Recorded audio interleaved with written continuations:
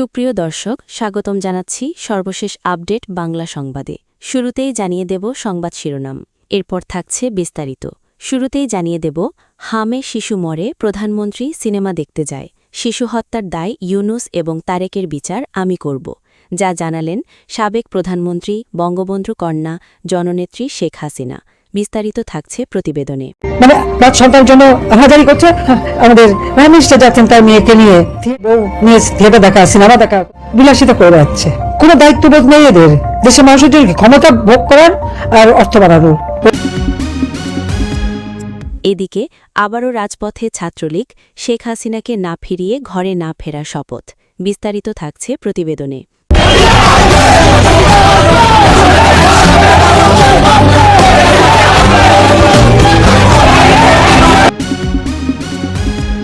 আরও জানিয়ে দেব, দালাল, দুর্নীতি আর দমন, এক চুক্তিতেই ৩ কাজ সারছে বিএনপি। বিস্তারিত থাকছে প্রতিবেদনে। এদিকে ১৬ দিনে ১৩ শিশুর মৃত্যু, হামের সাথে নিউমোনিয়ার মরণ কামড়, অধিকাংশই সময়মতো পায়নি টিকা।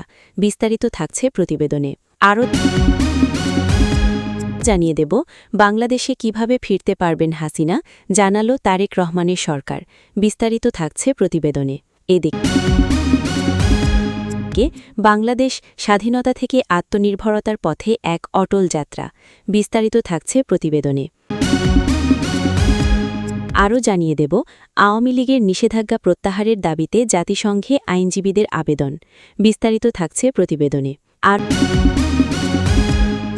জানিয়ে দেব, চাঁদাবাজির অভিযোগে স্বেচ্ছাসেবক দল সেক্রেটারি গ্রেপ্তার। বিস্তারিত থাকছে প্রতিবেদনে। এদিকে বিএনপি ও পুলিশকে লাঠিয়াল বাহিনীর মতো ব্যবহার করতে চায় হাসনাত। বিস্তারিত থাকছে প্রতিবেদনে। এবং সর্বশেষ জানিয়ে দেব, জনপ্রতিনিধিরা নাগরিকের প্রাপ্য অধিকার না দিলে জনগণকেই বুঝে নিতে হবে। সুপ্রিয় দর্শক, এতক্ষণ শুনছিলেন সংবাদ শিরোনাম, এবারে শুনবেন বিস্তারিত। তার আগে ভিডিওটি ভালো লাগলে এবং সর্বশেষ আপডেট নিউজ পেতে চ্যানেলটি সাবস্ক্রাইব করুন। ধন্যবাদ। আর এই যে এত মারা গেল, ইউনুস নির্বাচন নামে একটা প্রশ্ন হলো, সে বিদায় নিল। আসলে তারেক আরেকজন গেমের হামলাকারী, অস্ত্র আকাবারী কিনা, এমনকি এফবিআই এসেছে তো আসামি, এখন বাংলাদেশের ক্ষমতা। সে ক্ষমতা আসার পর তো একটা হিসাব নেবে তো। একটা মানুষ যখন দায়িত্ব নেয়, যখন সে প্রাইম মিনিস্টার হয়, হ্যাঁ একটা দলের ঠিক আছে, কিন্তু যখন হয়ে যায় তখন সকল দেশের সকল জনগণের জন্যই হয়। আমি তো সেভাবে কাজ করেছি, আমি সেইভাবেই দেখেছি যে আমি যখন শুধু আওয়ামী লীগ না, আমি যখন সারা বাংলাদেশের জনগণের দায়িত্ব আমার, আমরা সেইভাবে পালন করেছি। দেখছেন দর্শক, বাসি নয় যে কেন ভোট দিচ্ছে কেউ দেয়নি তা নয়, তো সকলের এটা প্রাপ্ত। একটা প্রাইম মিনিস্টার হিসেবে আমরা যে সব সুযোগ সুবিধা পাই, এটা জনগণের অর্থ দিয়ে পাই। আমরা যে ডেভেলপমেন্ট কাজ করি, আমাদের উদ্যোগ থাকতে হয়, হ্যাঁ এটা জনগণের টাকা থেকে করি, সব দেয়, কিন্তু সেটা করতে গেলে সেই দেশটাকে জানতে হবে, মানুষের অবস্থা জানতে হবে, মানুষের ভালো মন্দ বুঝতে হবে। ফেব্রুয়ারি মাস ইলেকশন হলো, ক্ষমতা আসলো, সঙ্গে সঙ্গে ভ্যাকসিন দেওয়া শুরু করে, সন্তানের জন্য হাজারি করছে আমাদের প্রাইম মিনিস্টার যাচ্ছেন তার মেয়েকে নিয়ে থিয়েটার দেখতে, মেয়ে বউ নিয়ে থিয়েটার দেখা, সিনেমা দেখা, বিলাসিতা করে যাচ্ছে। কোনো দায়িত্ববোধ নেই এদের, দেশের মানুষের জন্য ক্ষমতা ভোগ করার আর অর্থ বাড়ানোর। ওই ইউনুসেফ বাটবার ওটাই করে গেছে, সুযোগ সুবিধা নিয়ে ব্যবসা বাণিজ্য সেগুলি বাজারে নিয়ে সে বসে আছে। আমার কথা, আমি বাজারে যে 41,000 কোটি টাকা রেখে আসলাম, সেটাকে গেল কোথায়? কেন ইউনুস গাভীর সাথে চুক্তি রিনিউ না করে ভ্যাকসিন না কিনে এটাকে কি করলো, সেটা জবাবদিহি করতে হবে। আর সমস্ত শিশু মৃত্যুর জন্য দায়ী ইউনুস আর ওই তারেক নিজে। এর প্রতি ব্যবস্থা অবশ্যই নিতে হবে। হ্যাঁ, আইনের শাসন নাই, কিন্তু শেষ জায়গাটা আমাদের সেখানেই মামলা করতে দেবে না, কোনো অন্যায় করলে কাউকে কিচ্ছু করতে দেবে না। এদিকে নেত্রী হাসিনাকে না ফিরিয়ে ঘরে না ফেরার ঘোষণা ছাত্রলীগের। বাংলাদেশ আওয়ামী লীগ ও তার সহযোগী সংগঠন কার্যক্রম নিষিদ্ধ করার প্রতিবাদ, রাজবন্দীদের মুক্তি ও নিয়মিত আইন শৃঙ্খলা পরিস্থিতির অবনতির প্রতিবাদে বিক্ষোভ মিছিল করেছে চট্টগ্রাম নগরী ছাত্রলীগ।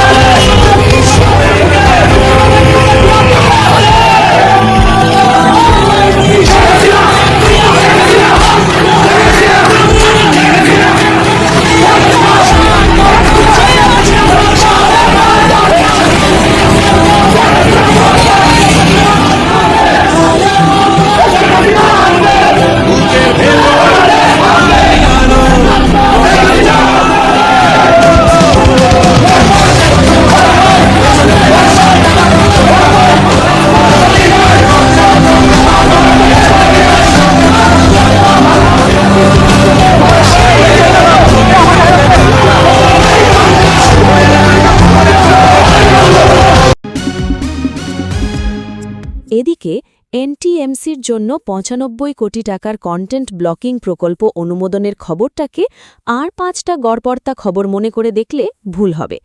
এটা কোনো বিচ্ছিন্ন প্রশাসনিক সিদ্ধান্ত নয়, এটা ২০০১ থেকে ৬ সালের সেই নীল নকশারি ডিজিটাল সংস্করণ, যখন বিএনপি জামায়াত জোট ক্ষমতায় থেকে দেশকে আন্তর্জাতিক দুর্নীতি চ্যাম্পিয়ন বানিয়েছিল আর জঙ্গি নেটওয়ার্ক নির্বিঘ্নে রাজপথে বোমা ফাটাত। তখন ভিন্ন মতের কণ্ঠরোধ করতে তারা ব্যবহার করত লাঠি, ক্যাডার আর সশস্ত্র ইসলামিক জঙ্গি সন্ত্রাসীদের। এখন অস্ত্র বদলেছে, কায়দা বদলায়নি।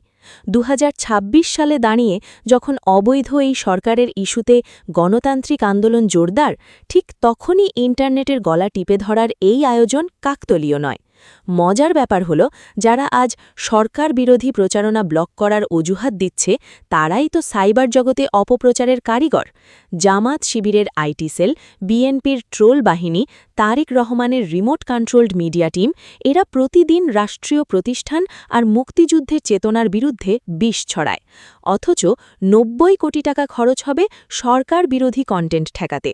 প্রশ্ন একটাই, বিরোধী দলের অপপ্রচার ঠেকানোর নামে আদতে কি দেশের মানুষের মত প্রকাশের স্বাধীনতাকেই বন্ধ করা হচ্ছে না? আর এ কাজের দায়িত্ব পেয়েছে গ্লোবাল ব্র্যান্ড পিএলসি। নাম শুনে মাল্টিন্যাশনাল মনে হলেও আসলে এটা বিভিন্ন দেশের ব্র্যান্ডের পাইকারি সরবরাহকারী। অথচ দেশীয় সফটওয়্যার ও টেলিকম খাত না খেয়ে মরছে। কোভিডকালীন যে দেশীয় কোম্পানি আইইডিসিআর আর পুলিশের জন্য কন্টেন্ট মনিটরিং সিস্টেম বানিয়ে দেখিয়েছে, তাদের কাছে কাজ না দিয়ে বিদেশি দালালের মাধ্যমে পুরো প্রকল্প সাজানো হচ্ছে। এটা দুর্নীতির পুরনো ফর্মুলা: বিদেশি দালাল, দেশি পার্টনার আর বিল বাবদ বিপুল অঙ্কের কমিশন। ২০০১ থেকে ৬ সালে ঠিক এভাবেই বিদেশি দালাল কোম্পানি দিয়ে দুর্নীতি বৈধতা পেত। এখনও সেই ধারাই চলছে। জিয়াউর রহমান যে সেনাবাহিনী কেন্দ্রিক রাজনীতির জন্ম দিয়েছিলেন, সেই বিএনপি আর যুদ্ধপরাধী গডফাদার গোলাম আজমের দল জামাত, এরা কখনো চায়নি যে বাংলাদেশের মানুষ তথ্যের অধিকার পাক, ভাবতে শিখুক, প্রশ্ন করুক। এদের কাছে জনগণ ভোটের এড়ে গরু, ইন্টারনেট ব্যবহারকারী আরেকটা ফাইল নম্বর মাত্র।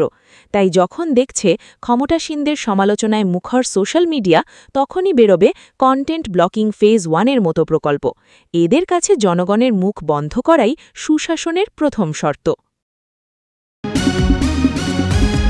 এদিকে ময়মনসিংহ মেডিকেল কলেজ হাসপাতালে হামের প্রকোপে শিশুদের মৃত্যুর মিছিল থামছেই না।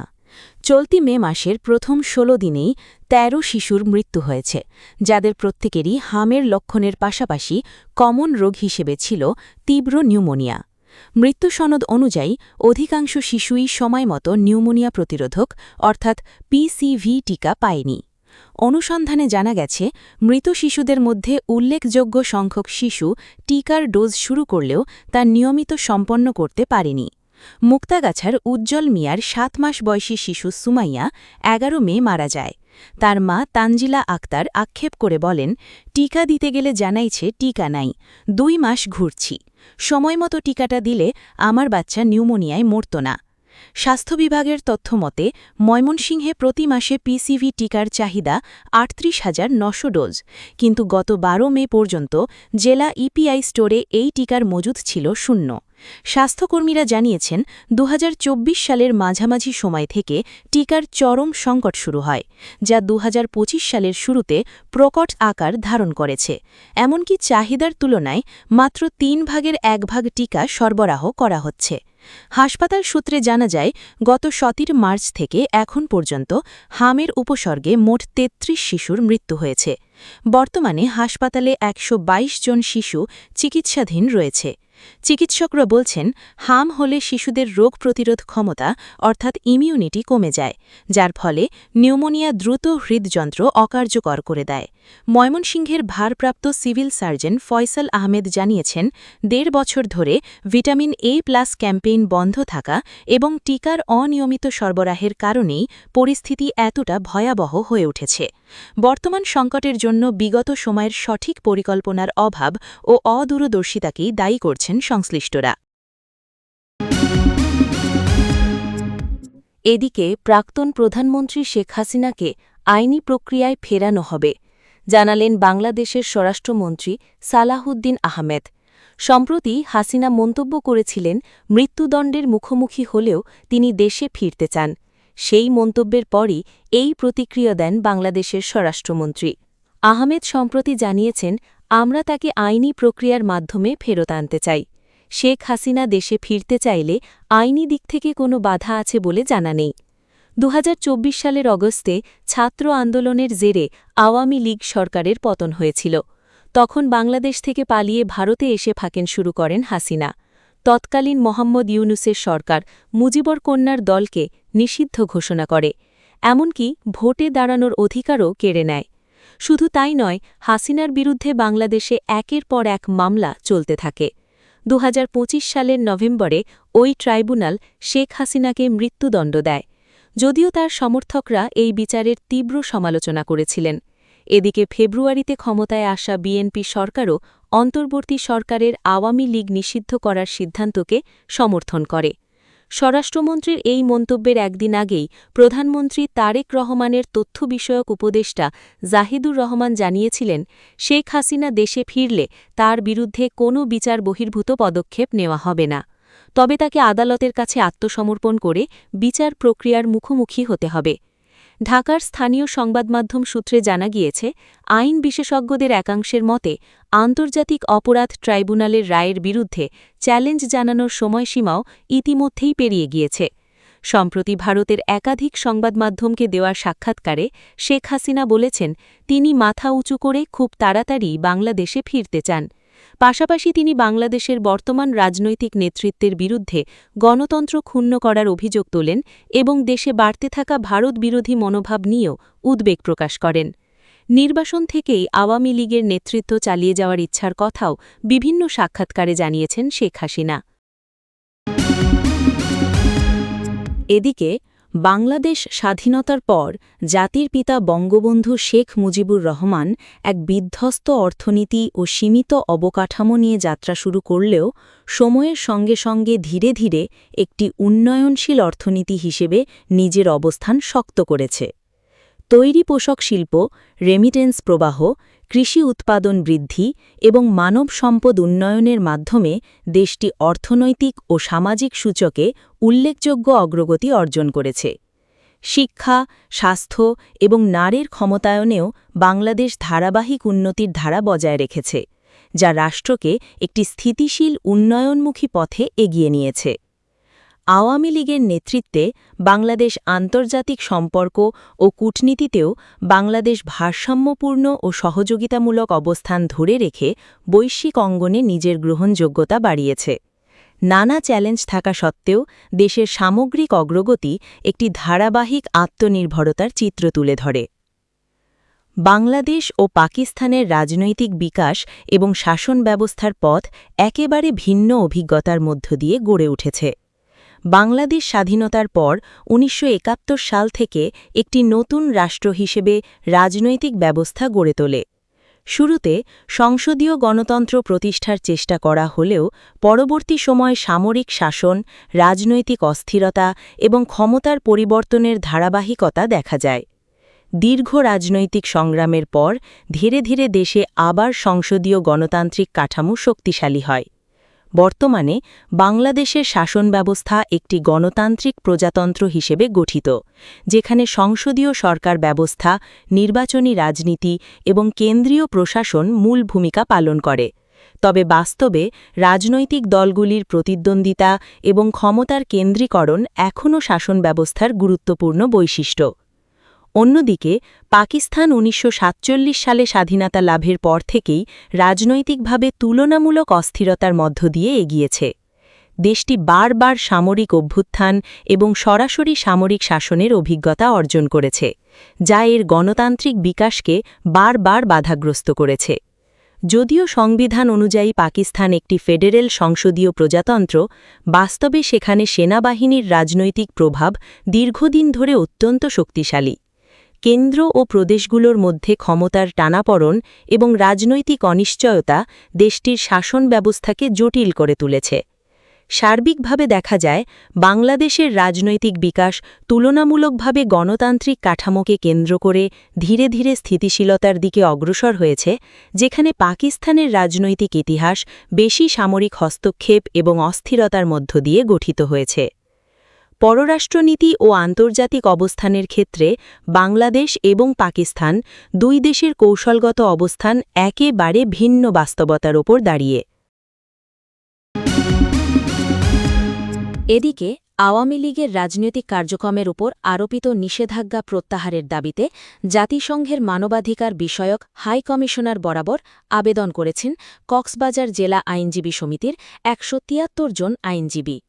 ওই যৌথ বিবৃতিতে জেলা আইনজীবী সমিতির ১৭৩ জন সদস্য স্বাক্ষর করেছেন।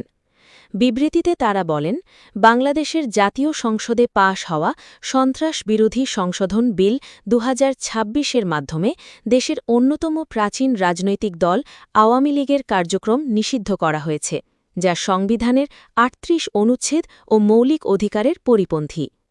১৯৫২ সালের ভাষা আন্দোলন, ১৯৬৬ সালের ৬ দফা, ১৯৬৯-এর গণ অভ্যুত্থান এবং ১৯৭১ সালের মহান মুক্তিযুদ্ধের নেতৃত্বদানকারী একটি দলকে যথাযথ বিচারিক প্রক্রিয়া ছাড়া নিষিদ্ধ করা প্রাকৃতিক ন্যায়বিচারের নীতির লঙ্ঘন। বিবৃতিতে আরও উল্লেখ করা হয়, বাংলাদেশ জাতিসংঘের নাগরিক ও রাজনৈতিক অধিকার বিষয়ক আন্তর্জাতিক চুক্তির স্বাক্ষরকারী দেশ, কিন্তু নতুন এই আইনের মাধ্যমে আন্তর্জাতিক বাধ্যবাধকতা ও গণতান্ত্রিক অধিকার ক্ষুণ্ণ হয়েছে। আওয়ামী লীগের কার্যক্রম নিষিদ্ধের বিষয়টি আন্তর্জাতিকভাবে তুলে ধরতেই জাতিসংঘের মানবাধিকার বিষয়ক হাই কমিশনারের কার্যালয়ে আবেদন করেছেন বলে জানিয়েছেন আইনজীবীরা। শঙ্কা প্রকাশ করে আইনজীবীরা বলেন, আওয়ামী লীগের কার্যক্রম নিষিদ্ধ থাকলে আন্তর্জাতিক কূটনৈতিক সম্পর্কে অনিশ্চয়তা তৈরি হতে পারে এবং আঞ্চলিক নিরাপত্তায় নেতিবাচক প্রভাব পড়তে পারে। আওয়ামী লীগ দেশের স্বাধীনতা, রাষ্ট্র গঠন ও ইতিহাসের সঙ্গে গভীরভাবে সম্পৃক্ত। দলটির ওপর নিষেধাজ্ঞা আরোপ ইতিহাস ও মুক্তিযুদ্ধের চেতনার পরিপন্থী। কোনো রাজনৈতিক দলের বিচার সংসদে নয়, বরং জনগণের আদালতেই হওয়া উচিত।